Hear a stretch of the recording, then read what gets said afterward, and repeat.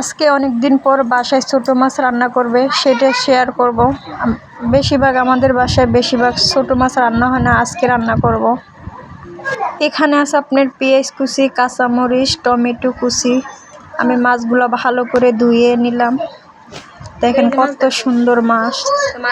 মাছগুলো অনেক ভালো আছে, অনেক শক্ত মাছগুলা।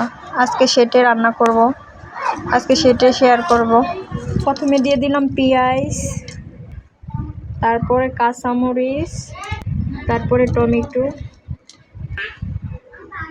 হলুদের গুঁড়া, 1 চামচ মরিচের গুঁড়া, সামান্য পরিমাণ লবণ দিয়ে দিলাম। এটা হাতে মাখামু ভালো কইরা।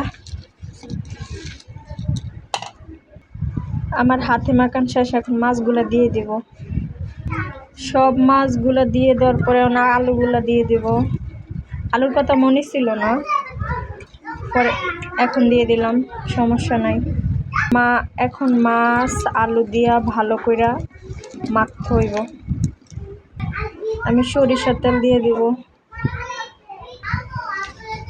দেখেন আমার মাছটা ভালো করে মাখা শেষ। এখন পানি দিয়ে দিব, সামান্য পরিমাণ পানি দিতে হবে। গুঁড়া মাছের লাগে অল্প পানি দিতে হয়, বেশি পানি দিলে মজা হয় না।